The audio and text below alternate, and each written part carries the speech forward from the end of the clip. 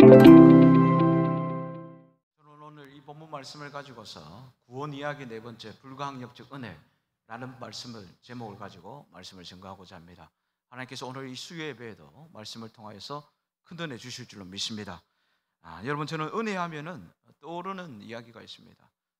초등학교 다닐 때에 교과서에서 배웠는데 개미와 비둘기의 이야기입니다. 지금도 교과서에 있는지 잘 모르겠습니다.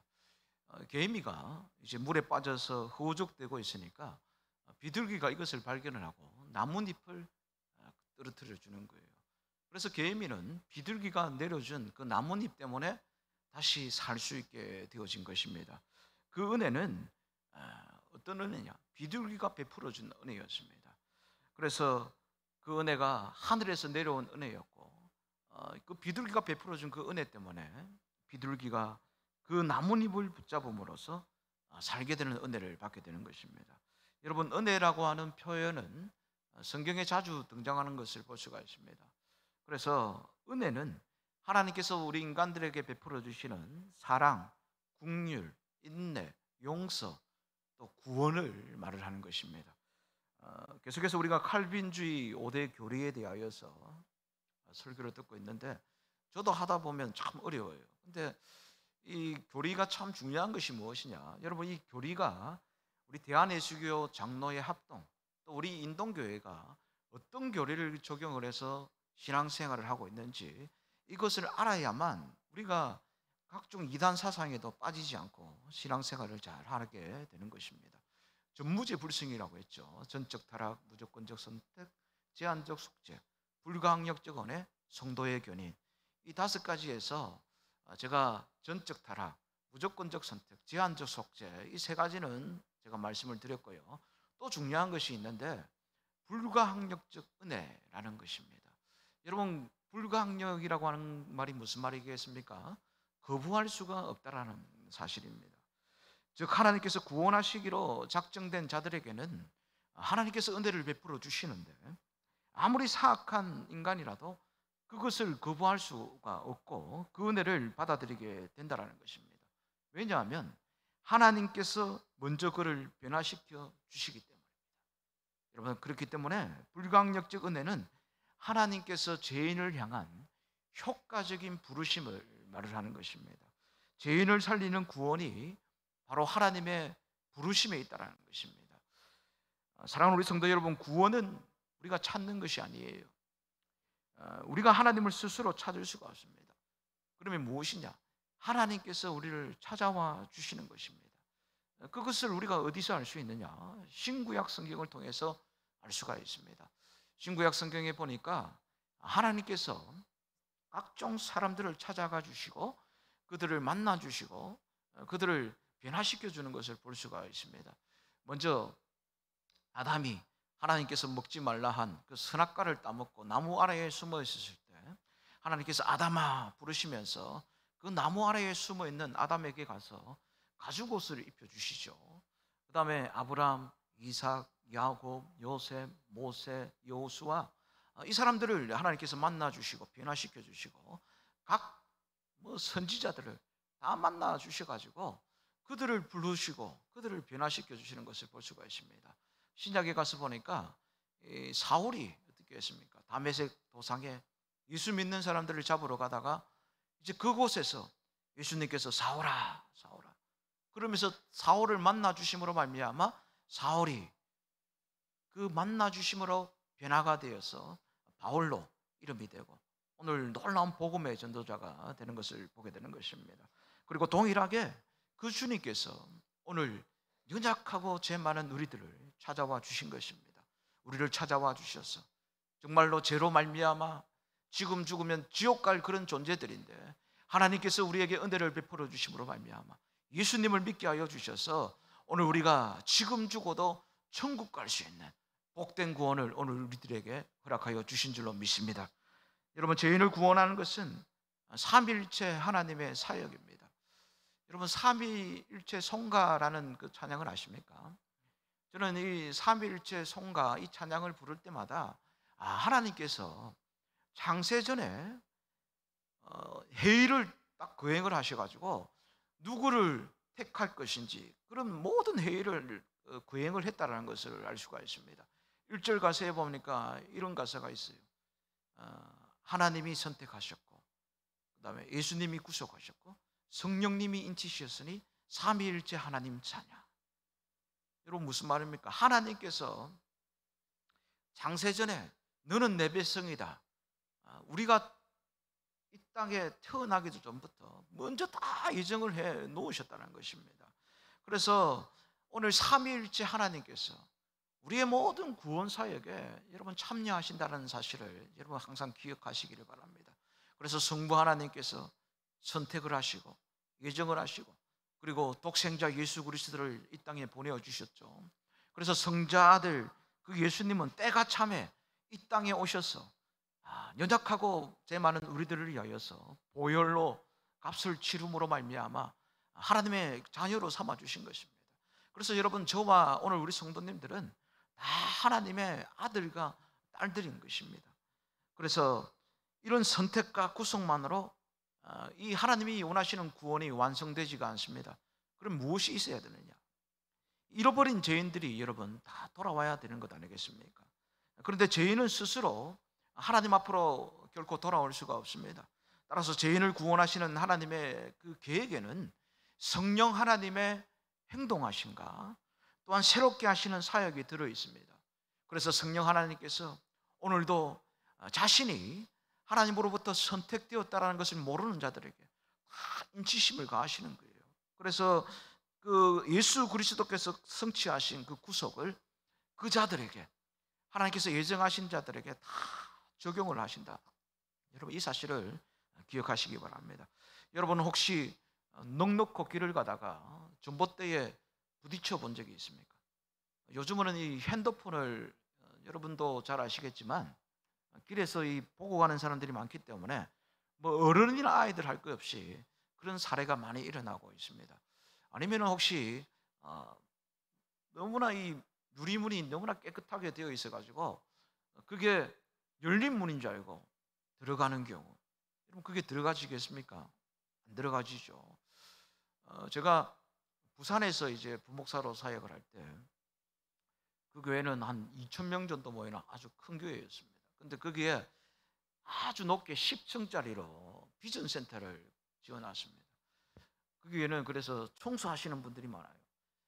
1층에 딱 들어가는 입구에 보면은 유리문으로, 민물이 유리문으로 딱 되어 있어요. 그래서 너무나 이 청소하시는 분들이 깨끗하게 닦아 놓았던 겁니다. 저와 함께 이제 사역하시는 이 다른 동료 목사님과 함께 이제 그곳을 지나가게 되었습니다. 문을 통과해야만 이제 교육자실이 8층에 있으니까 올라가는 거예요. 그런데 갑자기 옆에서 깡 하는 소리가 들리는 거예요. 깜짝 놀라고 보니까 이 목사님이 열린 문인 줄 알고 너무나 깨끗하게 닦아 놓으니까 빵 박은 거예요. 그래서 문도 흔들리고 이 목사님도 흔들리는 거예요. 그래서 제가 이 목사님을 잡아주었죠. 이 목사님이 그때 40대였는데 앞에 앞머리가 없어요. 빵 받아치는데 서서히 이게 부어오르기 시작합니다. 하필 그때 수요일 저녁이었어요. 수요일 저녁 제가 설교였습니다. 저 뒤에 앉아가지고 어른 가지고 계속 이러면서 저를 쳐다보는 거예요. 여러분 웃음을 참는다고 너무나 힘들었어요. 그러면서 콕 참고 있는 거예요. 근데 그 목사님이 표현을 하기를 뭐라고 하느냐, 내 머리에 번개가 치는 줄 알았다. 번개가 치는 줄 알았다. 그러는 거예요. 여러분 제가 무슨 말씀을 드리려고 이 말씀을 하느냐, 여러분 성령 하나님의 역사도 마찬가지라는 거예요.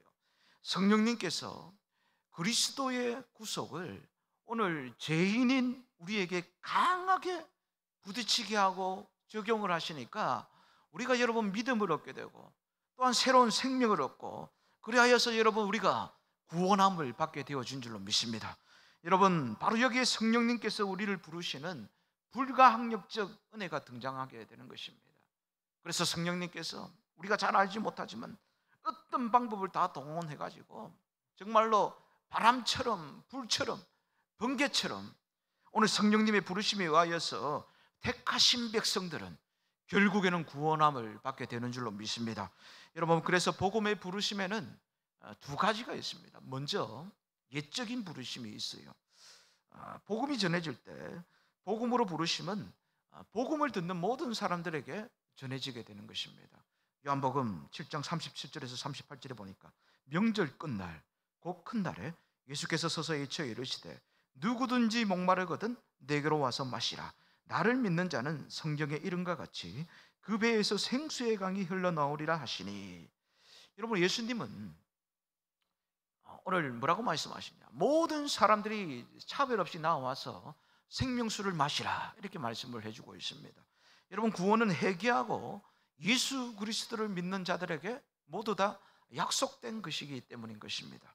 그러나 모든 사람에게 똑같이 전해지는 이 예적인 부르심은 죄인들을 그리스도께로 인도하지를 못하는 것입니다. 왜냐? 인간은 죄 때문에 죽어 있었고 본성적으로 타락하여서 그 죄의 노예가 되어서 살고 있는 것을 원하고 또 좋아하기 때문인 것입니다. 그래서 예수님께로 가려는 그런 의지가 없습니다.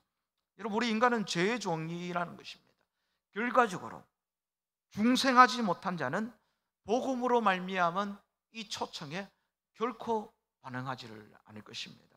설교자가 아무리 설득력이 좋아도 눈 멀고 귀 먹고 또한 그 영혼이 아예 죽어 있고 반역하는 죄인들은 그리스도께로 엎드리지 않을 것이고 그리스도만 바라보지 않을 것입니다. 그래서 이런 사람들을 위해서 또 다른 부르심이 필요하다는 것입니다. 둘째로 뭐냐? 내적인 부르심이 있는 것입니다. 먼저는 복음을 들어야 하는 거예요.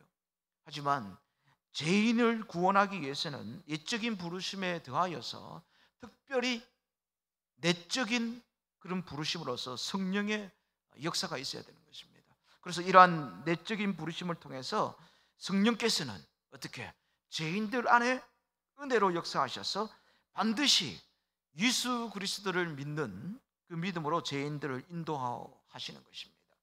그러나 여러분, 택함 받은 죄인에게 내면적인 변화가 일어나서 그가 영적인 진리를 이해하고 믿을 수가 있게 되는 것입니다. 그래서 여러분, 이 작업은요 정말 심오한 작업인 것입니다. 마치 천지를 창조하는 것과 같습니다. 하나님의 그 역사하시는 방법, 구원하시는 방법은 참 여러분 우리 인간 스스로는 알 수도 없고 깨달을 수도 없다는 것입니다. 죄인은 이런 효과적인 부르심을 결코 거부할 수가 없습니다. 하지만 이 알미니안주의는 하나님의 은혜를 거부할 수 있는 은혜를 주장을 합니다. 그래서 그들이 말을 하기를 인간이 자유의지를 가졌기 때문에 스스로 예수를 믿을 수 있는 데서 출발을 하는 것입니다. 또한 자유의지를 가졌기 때문에 자기 스스로 예수를 거부할 수도 있다, 그렇게 말을 합니다. 여러분, 하나님은 은혜를 베푸시지만 그 은혜를 받거나 거부할 수 있는 그날이 바로 인간에게 있다는 것입니다. 이 얼마나 여러분 취약하고 말도 되지 않는 구원의 근거겠습니까? 그래서 그들의 교리는 결국 무엇이냐? 인간의 본성을 모르기 때문에 인간이 스스로 은혜를 받을 수도 있고 또한 은혜를 스스로 거부할 수도 있게 만들고 결국에는 받은 은혜도 나중에는 놓칠 수 있게 만드는 것입니다. 그러나 여러분, 그렇지가 않습니다. 두 가지 다 반대입니다. 여러분, 우리가 은혜를 스스로 받을 수도 없고 스스로 결코 거부할 수가 없는 것입니다. 여러분, 하나님의 은혜는 결코 거부할 수 없는 은혜인 것입니다. 사람이 어떻게 거부하겠습니까? 성경에 보면 다 나와 있어요. 성경은 다양한 용어로서 은혜에 대하여서 설명을 해주고 있습니다. 특별히 요한복음 3장에서 예수님과 니고데모의 그 대화의 장면이 나오는데 예수님께서 니고데모에게 거듭나지 아니하면 하나님의 나라를 볼 수 없다, 그렇게 말씀을 하십니다. 요한복음 3장 3절에 예수께서 대답하여 이르시되 진실로 진실로 내게 이르노니 사람이 거듭나지 아니하면 하나님의 나라를 볼 수 없느니라. 즉 새로운 출생으로 효과적인 부르심을 지금 설명을 해주고 있는 것입니다. 사망에서 생명으로 옮겨지는 변화를 중생이라고 말을 하는 것입니다. 여러분, 기독교는 죽은 종교입니다. 왜냐? 예수 그리스도께서 여러분 우리 죄를 대신하여서 죽어주셨기 때문에 오늘 여러분 우리가 영원한 생명을 얻게 되어진 줄로 믿습니다. 예수님께서 십자가에서 죽으시지 않았다면 우리에게는 영생이 없습니다. 영원한 생명이 없는 것입니다. 우리는 지금 죽으면 그냥 지옥 가는 그런 존재밖에 되어지지 않는 것입니다. 여러분 우리가 이런 특권은 누구만 누릴 수 있느냐? 바로 예수님을 믿는 우리들만 누릴 수 있는 것입니다. 그런데 중생에서 죄인은 완전히 수동적입니다. 우리 죄인은 중생에 아무런 기여를 못하는 것입니다. 죄인은 중생되는 것입니다. 중생을 경험하는 것입니다. 오늘 여러분들 가운데 스스로 태어나신 분이 계십니까? 아무도 없죠. 제 여동생이 있습니다. 저희 부모님이 그 시대로 치면은 아주 늦은 나이인 40세, 부모님이 동갑이신데 40세에 제 여동생이 태어났습니다. 제가 그때 7살 때였습니다. 7살 때까지 제가 모든 사랑을 독차지했습니다. 근데 제 여동생이 태어나자마자 그때부터 저는 찬밥이었습니다.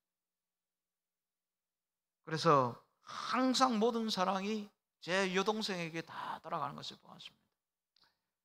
아버지가 그 맛있는 거 있으시면 저한테 먼저 주시고 엉덩이 내려서 이것도 해주시고 그랬는데 여동생이 태어나니까 아무것도 없는 거예요. 이제 명절이 되었습니다. 그러니까 어떤 일들이 일어나느냐? 누나는 장녀라서 옷 사주고 신발 사주고, 형은 장남이라서 옷 사주고 신발 사주고, 여동생은 막내라서 옷 사주고 신발 사주고, 저는 형과 2살 터울이기 때문에 니는 옷을 빨아줄게, 신발을 씻어줄게. 그래서 다리고 해가지고 그거를 저보고 입으라는 거예요. 여러분 이게 말이 되는 소리입니까? 그래서 제가 8살 때 처음으로 부산에 가면은 영도다리가 있습니다. 영도다리에 올라갔어요. 참 많은 눈물을 흘리면서 사는 것이 이렇게 힘든 것이구나. 이렇게 살 바에 내가 어떻게 살아나갈까? 참 많은 고뇌와 근심 걱정을 하고 살았던 그런 시절이 있습니다. 제가 한 번은 엄마에게 그랬어요. 제 여동생 이름이 은옥인데 은옥이를 왜 낳았노? 울면서 제가 따졌죠. 그랬더니 엄마가 하는 말이 내가 그런 게 아니라 너희 아빠가 그래서 낳았다고. 딱 그렇게 말씀하시더라고요. 여러분 무슨 말이냐? 사람은 스스로 태어날 수가 없다는 것입니다. 육체적인 출생도 이렇게 스스로 태어날 수가 없어요. 마찬가지로 영적인 중생, 영적으로 태어나는 것도 우리 스스로 결코 태어날 수가 없다는 것입니다. 그래서 영적 출생, 구원은 바로 영적 출생과 같습니다. 이 두 종류의 출생에 대하여서 여러분 우리가 허락하지 않았음에도 불구하고 발생이 되어지는 것입니다. 첫 번째, 육적 출생이 저항할 수 없었다라는 것에 대하여서 더욱더 영적 출생은 더욱더 우리가 저항을 할 수가 없다는 것입니다.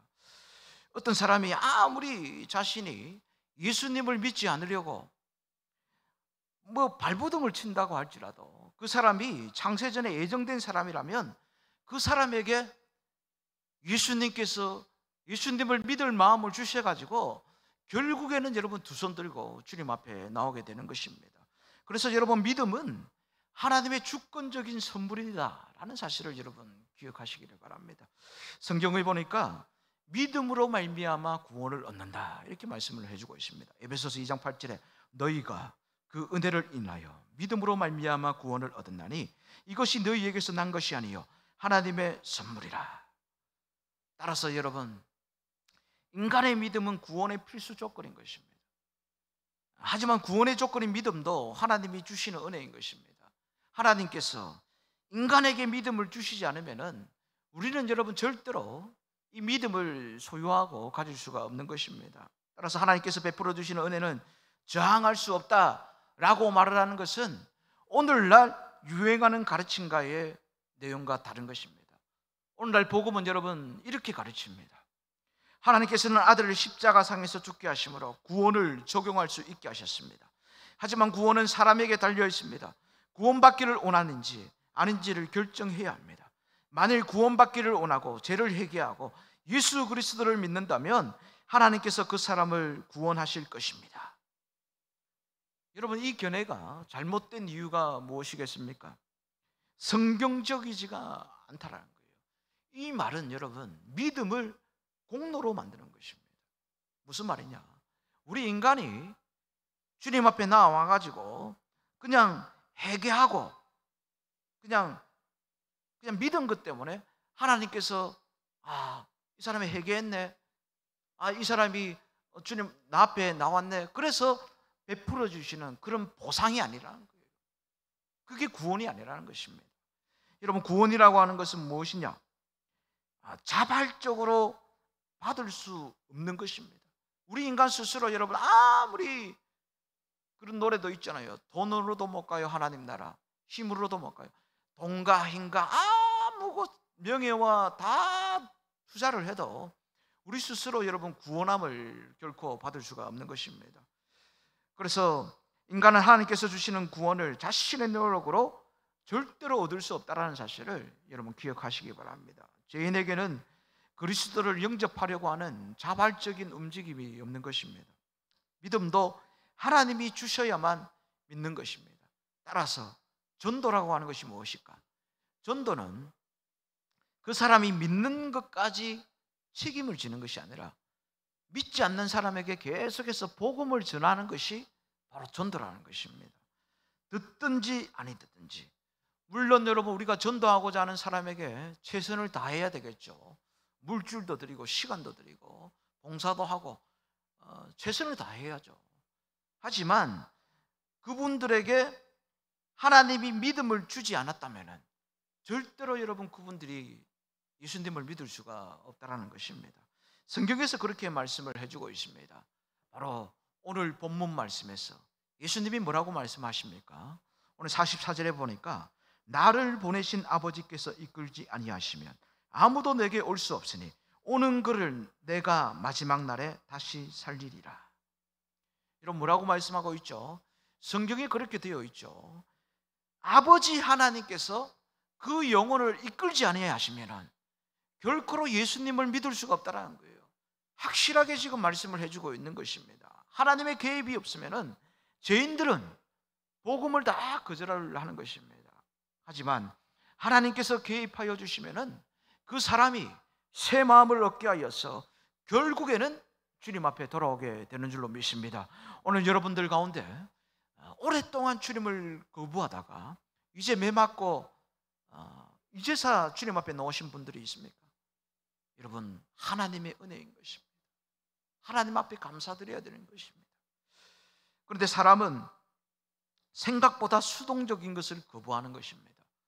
불강력적 은혜는 인간에게 어떠한 자존심도 남겨놓지 않기 때문입니다.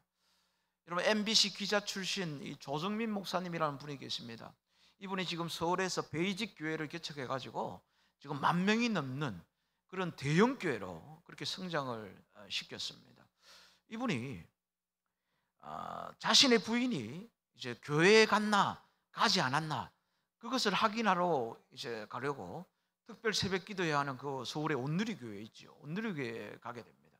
근데 거기 가가지고 이제 놀라운 변화가 일어나는 거예요. 평소에 이분은 본인의 아내가 이제 모태 신앙임에도 불구하고 교회를 못 가게 하는 거예요. 구박을 하고 예수는 없다, 기독교는 끝난 종교다, 절대 가지 마라, 그러면서 살던 사람이 특별 새벽 기도에 가가지고 우리 아내가 왔나 있나 안 있나 거짓말하고 딴 데 가지 않았나 확인하러 갔더니 그곳에서 우리 아까 불렀던 찬송이 있죠. 너 예수께 조용히 나가 내 모든 짐 내려놓고, 그 찬송이 나오는데 그 찬송에 성령님이 여러분 그 마음에 침투하신 거예요.